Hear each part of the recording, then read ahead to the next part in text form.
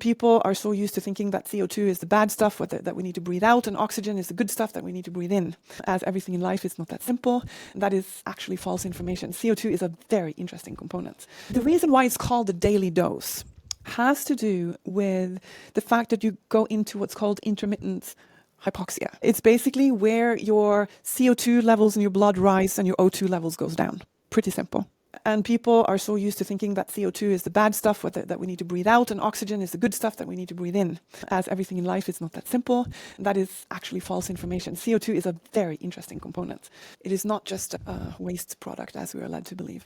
But anyway, daily dose is based on, I don't know if you're familiar with these machines, you put on a mask, they will feed you, they will basically increase and decrease the levels of oxygen that you're breathing. You have a sensor on your finger and you go through this cycle of breathing. That the goal there is to basically increase the amount of healthy mitochondria that you have in every cell.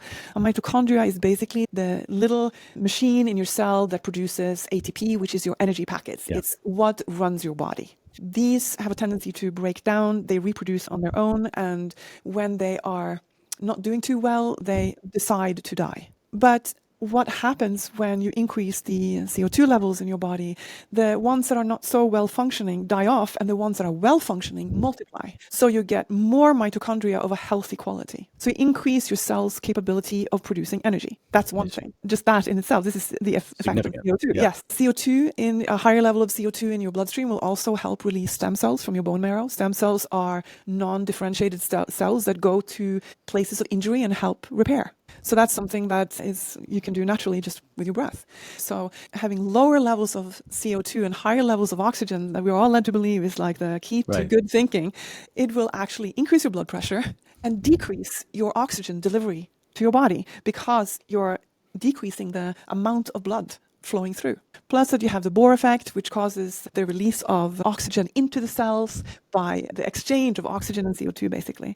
And if you're packed with oxygen everywhere, there is no exchange. So basically most people overbreathe. It's very interesting. This is why he calls it a daily dose, because if you go into hypoxia too much, if you keep holding your breath, if you do soma breath with 5 rounds every day, you overdo it. And then it's not good for you. If you have too many breath holds on the exhale. The daily doses are within a good safety margin, so they are usually 2 to 3 breath holds. And you could do that every day, and it will increase your health.